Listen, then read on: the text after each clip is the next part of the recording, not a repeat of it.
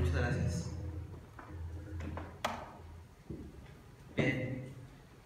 Bueno, nuevamente, buenas tardes, hermanos. Dios les bendiga.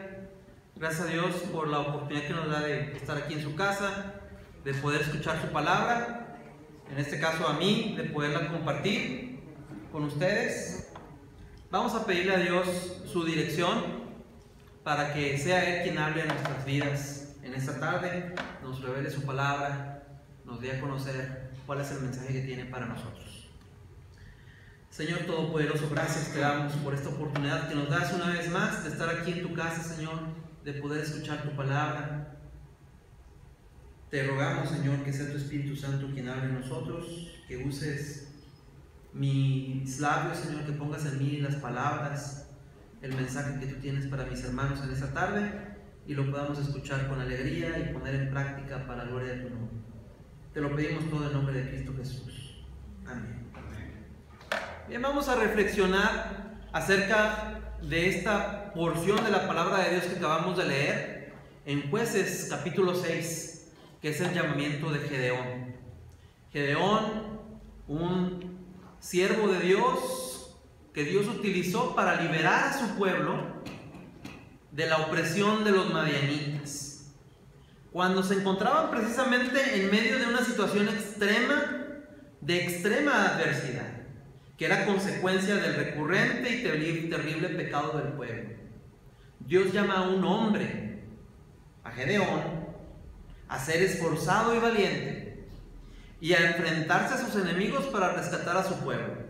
Dios atiende el clamor de su pueblo y manifiesta grandemente su misericordia al llamar a un simple hombre de pocos recursos, como él mismo lo manifiesta, y de aparente irrelevancia, como él mismo se sentía, para revelar su poder y librar milagrosamente a su gente.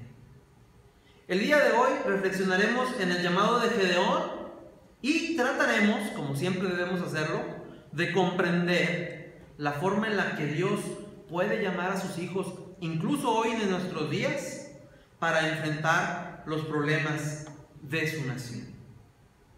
Vamos a ver la primera parte, los versículos del 1 al 6 de este capítulo 6 de Jueces. Israel arrasado por los madianitas. Bien, si recordamos un poco, si en alguna ocasión seguramente ustedes han leído el libro de los Jueces y han estudiado un poco acerca de qué trata este libro de Jueces. Durante todo el libro de Jueces encontramos la forma en la que el pueblo de Dios se aleja de Dios constantemente. Recordemos, había transcurrido ya el tiempo de Moisés. Moisés había pasado la estafeta a Josué. Josué había liderado al pueblo a finalmente cruzar el Jordán y empezar a tomar posesión de la tierra prometida. Sin embargo, pasaron los años y ya no estaba Josué. Y el mensaje de la palabra de Dios era transmitido de generación en generación, pero con el tiempo el pueblo se fue olvidando de Dios y se fue apartando de Él. Y empezaron a adorar a otros dioses, a los ídolos que había en las tierras que habían conquistado. Y por eso Dios se había apartado de su pueblo. Bueno, el pueblo se había decidido apartarse de Dios al adorar a otros dioses. Y entonces, como consecuencia de su pecado, el pueblo de Dios se encontraba en la oscuridad. Y en este caso se encontraba sufriendo por el ataque de otros pueblos, en este caso los madianitas y los amalecitas y otros pueblos que eran de aquella región. Al escuchar el clamor del pueblo, Dios, esto es lo que pasaba constantemente en el libro de Jueces. Y ahorita estamos al principio de Jueces, pero si seguimos leyendo los siguientes capítulos es lo que vamos a encontrar, y es una historia recurrente. Dios envía a un caudillo que los liberaba, pero después de algunos años decía, y duró este juez o este caudillo gobernando sobre Israel durante 40 años, durante 50 años, durante 20 años. Pero cuando moría este caudillo, la gente nuevamente se apartaba de Dios. El pueblo se alejaba de Dios una vez más. Al iniciar el capítulo 6, una vez más, los hijos de Israel hicieron lo malo ante los ojos de Jehová. Es lo que encontramos en este pasaje. De acuerdo con los comentaristas, para hablar un poquito de historia, 5 familias de los madianitas que eran descendientes de Abraham y Sétura. Si ustedes recordarán, cuando leemos la historia de Abraham, después de que muere Sara o Saraí, pues Abraham se vuelve a casar con Sétura, otra mujer, y también hubo descendencia de parte de Abraham y de Sétura. Como que la historia no entra mucho a detalle, en la Biblia no entra mucho a detalle de qué pasa con los descendientes de Abraham y Sétura, pero podemos encontrar por lo menos ahí en Génesis no lo encontramos, pero podemos encontrar otras referencias en la palabra de Dios y otras referencias históricas de dónde, qué surge de la descendencia de Abraham y Sétura. Y eran precisamente los madianitas. Ellos habitaban en el desierto de Arabia, al este del Mar Muerto y los límites de Moab y Edom. Eran mercaderes, eran nómadas generalmente, se movían de un lugar a otro, vendían, traficaban productos. Y si lo recuerdan, cuando escuchamos la historia de José, ellos fueron precisamente quienes compraron a José y lo vendieron como esclavo en Egipto. Entonces, pues cualquier cosa que representara un negocio para ellos, pues lo llevaban. En este caso les ofrecieron a José, pues también lo compraron y lo vendieron. Bien, a lo largo de la Biblia encontramos la manera en la que el juicio de Dios se manifiesta contra el pecado del hombre. Y bueno, por mencionar algunos ejemplos, en Génesis encontramos que la consecuencia del pecado de Adán, bueno, sabemos, la consecuencia del pecado fue muerte. Una muerte quizá no física en aquel instante, pero sí una muerte espiritual. Separó totalmente la relación tan cercana que había entre Adán, el hombre, y Dios, su creador. Pero también le dijo que como consecuencia de su pecado, la tierra produciría cardos y espinos. La necesidad de trabajar arduamente para poder conseguir el alimento necesario para vivir. Esta fue una consecuencia del pecado. Y yo no digo que el trabajo sea un castigo. El trabajo es realmente una bendición. Pero ¿por qué nos cuesta tanto trabajo? Es también a consecuencia del pecado. ¿Por qué la tierra es tan hostil y tan dura con nosotros en ocasiones? Es a consecuencia del pecado. Más adelante, en el capítulo 6 de Génesis, ustedes recordarán, encontramos el diluvio. Otra forma en la que se manifiesta el juicio de Dios, el castigo o la consecuencia del pecado del hombre. En la Torre de Babel encontramos la confusión de las lenguas. Dios utiliza esta forma de confundir sus lenguas para evitar que estos hombres siguieran tratando de ser mayores que Dios, ¿no? O poner su nombre por encima de todas las cosas que eran lo que ellos pretendían. En Sodoma y en Gomorra encontramos una lluvia de fuego y azufre que destruyó las ciudades por completo. Hay consecuencia del pecado del hombre. Trae consecuencias. En este caso, Dios permitió, y esa fue una consecuencia del pecado del pueblo de Israel, Dios permitió que los madianitas y los pueblos que estaban alrededor los castigaran, dice ahí el pasaje, por 7 años. Los saquearon y les dieron muerte a todos los varones y a las mujeres casadas. Los madianitas invadían no solo por el botín, sino por el deseo de venganza. Ya había una rivalidad entre los pueblos. Aunque quizá en las primeras, al principio, no había esa rivalidad. Recordemos incluso que Moisés se casa, se va a la tierra de Madián y se casa con una madianita. Ahí todavía había una buena relación, pero con el paso de los años empezó a haber una rivalidad entre los pueblos. De tal manera que los madianitas atacaban al pueblo de Israel, y como dice aquí el comentarista, no solo por el botín, por los beneficios materiales que podían obtener, sino por el deseo de venganza, por esa rivalidad que existía entre ellos. La opresión llegó a ser tan intensa que los israelitas, aterrorizados, huyeron a las montañas y vivieron en cuevas, cavernas y lugares fortificados. Imagínense ustedes, era tal el temor que enfrentaba el pueblo de Israel, que huyeron y se escondían, vivían escondidos a causa de sus enemigos. Sembraban sus campos, pero cuando la mies estaba madura, los madianitas y otros hijos de Oriente, otros pueblos de Oriente, atacaban y se apoderaban de la cosecha, destruyéndolo todo. Imagínense qué terrible era la situación que enfrentaba el pueblo de Israel en aquel momento. Eran tribus nómadas, refiriéndonos a los madianitas. Subían ellos y sus ganados y venían con sus tiendas en grande multitud como langostas. Y aquí recordamos que son las langostas de las que habla la Biblia, no de las langostas que ahora vemos en los restaurantes y que dicen que son muy ricas. Yo nunca las he probado, pero dicen que son muy ricas. Bueno, no nos referimos a esas langostas, nos referimos a una especie de, me imagino que eran como grillos, ¿no? Según lo he entendido, lo he leído por ahí, que venían y consumían toda la cosecha. Bueno, en este caso no eran los grillos, no eran langostas, eran los mismos pueblos nómadas, sus mismos enemigos que venían y acababan, arrasaban con todo. Es decir, eran grandes hordas, una plaga humana. Utilizaban camellos para el transporte y como cabalgadura. Y dicen los comentaristas que este fue el primer ataque organizado usando camellos que se conoce en la historia.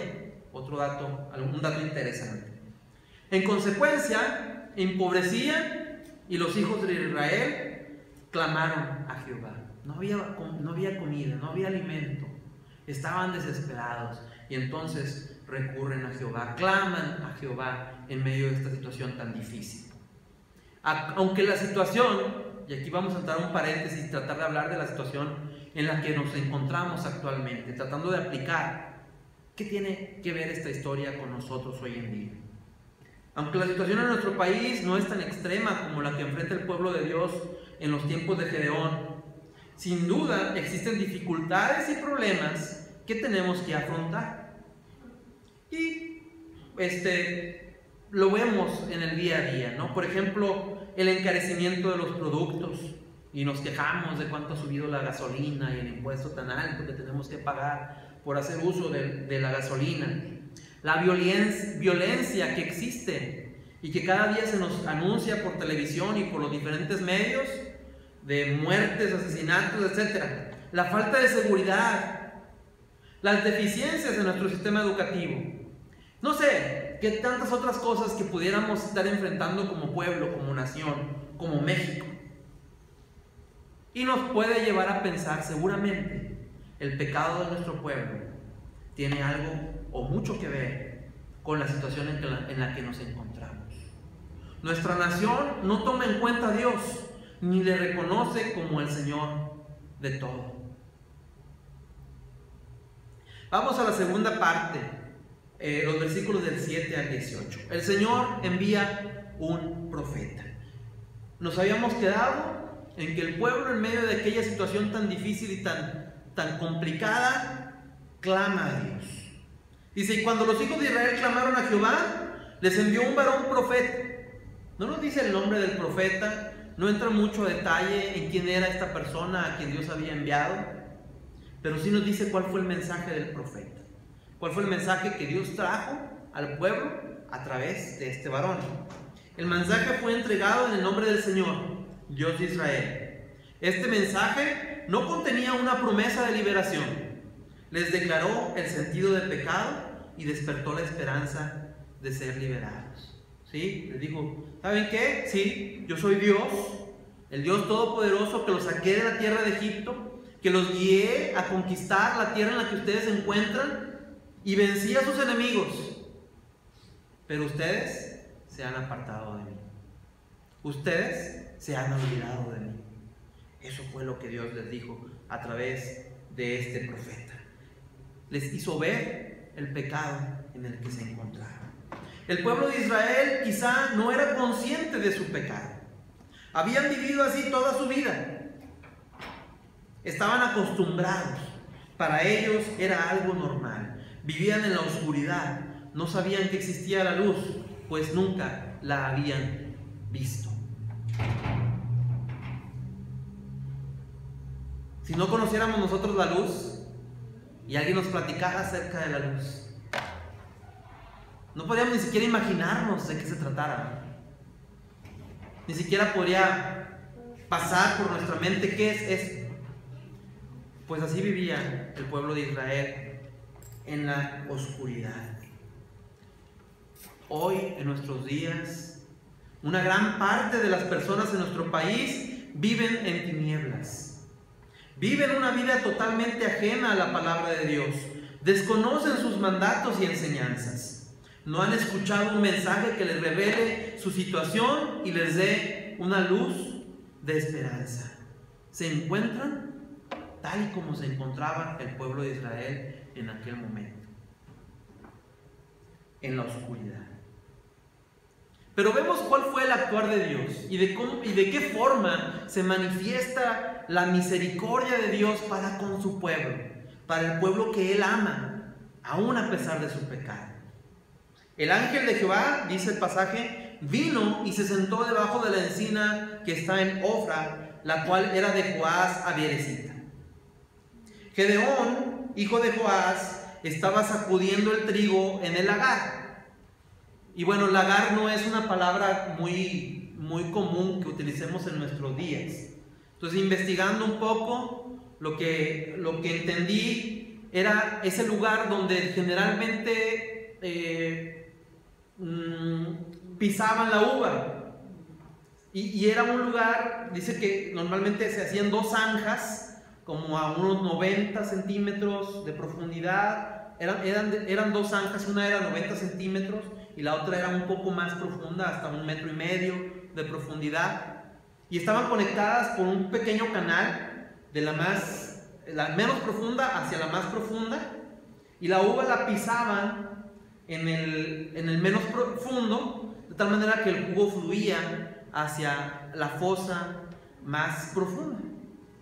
Bueno, en este caso, Gedeón se encontraba sacudiendo el trigo, que era parte del proceso, me imagino, para poder obtener el trigo, ¿verdad? Los granos de trigo, y poderlos usar como harina y usarlos como alimento. A lo mejor el lugar del lagar no era precisamente el lugar que se utilizaba para esa operación, para hacer eso en el trigo. Eso se hacía en el campo, ¿verdad? Pero Gedeón estaba ahí, escondido en esa zanja, para evitar que lo vieran los madianitas o los amalecitas, y evitar entonces que vinieran y le robaran su cosecha, ¿verdad? Estaba ahí, escondido, tratando de pasar desapercibido. Estaba en el lagar, no en la era pública, sino en un lugar escondido, por temor y para ocultarlo de los madianitas cuando se apareció el ángel de Jehová. Otra cosa interesante que nos habla del ángel de Jehová, y en otras porciones, por lo que leemos en las diferentes partes donde aparece y hace referencia al ángel de Jehová, algunos comentaristas dicen se refiere a la segunda persona de la Trinidad. Es decir, nuestro Señor Jesucristo todavía no había tomado la forma de hombre, pero cuando se manifiesta como el ángel de Jehová, y nos lo menciona la Biblia, se refiere a la segunda persona de la Trinidad. Es decir, Dios mismo se apareció y era quien viene y hace un llamado especial a Gedeón. La forma en la que se encontraba Gedeón es muy ilustrativa de su actitud temerosa y de sujeción. No era una persona que dijera: yo estoy dispuesto, yo soy muy valiente y no me importa que vengan los madianitas, ahorita yo los voy a enfrentar y los voy a vencer. No, él tenía miedo y estaba oculto. Estaba ahí en aquella zanja, en el lagar, sacudiendo el trigo. Es difícil imaginar en esta persona a un caudillo, a un guerrero que se levantaría a luchar y a liberar a su pueblo. ¿O ustedes se lo imaginan? Yo no lo veo así por la descripción. El ángel se le apareció a Gedeón y le dijo: Jehová está contigo. Estas fueron las palabras del ángel. Varón esforzado y valiente. El saludo fue definitivamente profético. Dios, que lo sabe todo y que sabe qué es lo que va a suceder en nuestras vidas, sabía quién era Gedeón en ese momento, pero también sabía quién iba a ser en el futuro, y que él iba a ser un varón esforzado y valiente. No lo era en aquel momento, pero iba a llegar a hacerlo. Pues en aquel momento no era esforzado y valiente. La respuesta de Gedeón, dadas las circunstancias, fue un reclamo. Culpó a Jehová. Imagínense, yo no sé si él estaba consciente de que con quien estaba hablando, quien se le estaba apareciendo, era Dios mismo, o era el ángel de Jehová. De hecho, creo que no lo estaba. Al final del pasaje nos damos cuenta que él se da cuenta, se hace consciente de que él había estado delante de Dios. Y por eso empieza a temblar de miedo, pensando que había llegado su hora, había llegado su fin, porque había visto al ángel de Jehová. Pero ahí no estaba consciente, de tal manera que él reclama y dice: ¿cómo me dices que Dios está conmigo? Fíjate en la situación en la que me encuentro y fíjate en la situación en la que está mi pueblo. En ese sentido, el mismo Gedeón vivía en la oscuridad, aunque había aprendido de sus padres y antecesores acerca de Dios, acerca de Jehová, de sus enseñanzas, de la fortaleza con la que sacó a su pueblo de Egipto y los liberó. Él no lo había conocido, él no lo había vivido, no había experimentado realmente que Dios estaba con él. La situación en la que se encontraba su pueblo no le permitía verlo. Él se encontraba todavía en oscuridad. El mensaje del ángel le dice: ve con esta tu fuerza, le dice a Gedeón, salvarás a Israel de las manos de los madianitas. Imagínense ustedes a Gedeón ahí escondido de los amalecitas, de los madianitas, en aquella zanja. Seguramente al escuchar estas palabras se preguntó: ¿a qué fuerza te refieres? ¿Dónde está mi fuerza? ¿No ves que estoy aquí escondido para evitar el ataque de los madianitas? Y entonces expresa lo siguiente.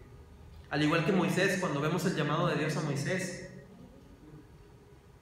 y que más adelante lo vemos cuando Dios llama a Jeremías, alegó su incapacidad. Dijo: yo no puedo. Esto es muy difícil para mí. No me puedes pedir que haga esto. Yo no lo puedo hacer. Le dice: Señor mío, ¿cómo que salvaré yo a Israel? He aquí mi familia es pobre en Manasés y yo el menor en la casa de mi padre. ¿Con qué recursos? ¿Con qué fuerza? ¿Con qué voy a hacer eso? Se repite la promesa. Ciertamente yo estaré contigo, le dice Dios, y derrotarás a los madianitas como a un solo hombre.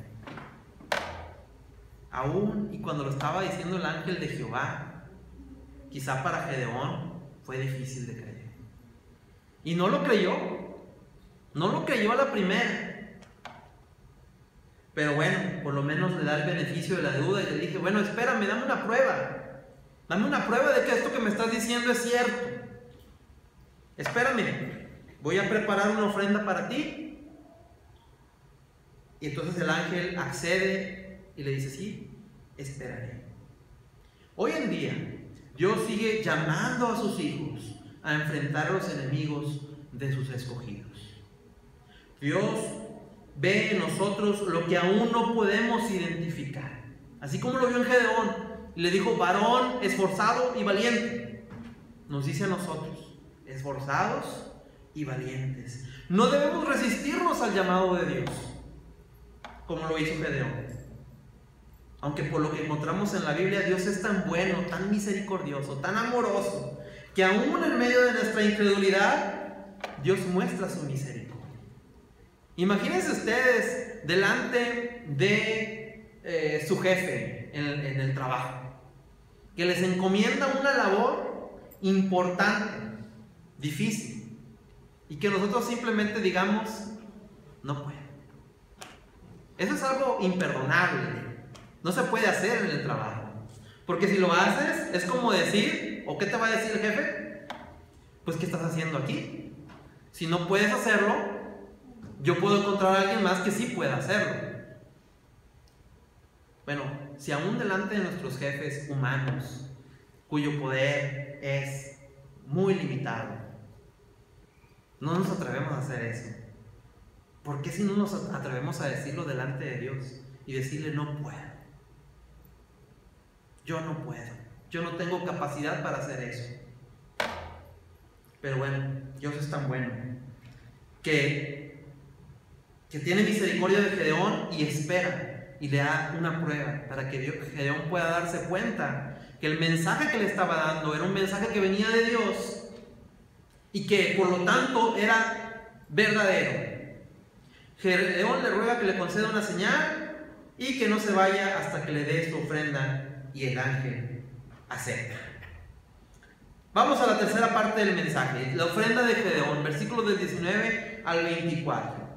Gedeón, nos dice la historia, fue y preparó un cabrito, también panes sin levadura de un efa de harina.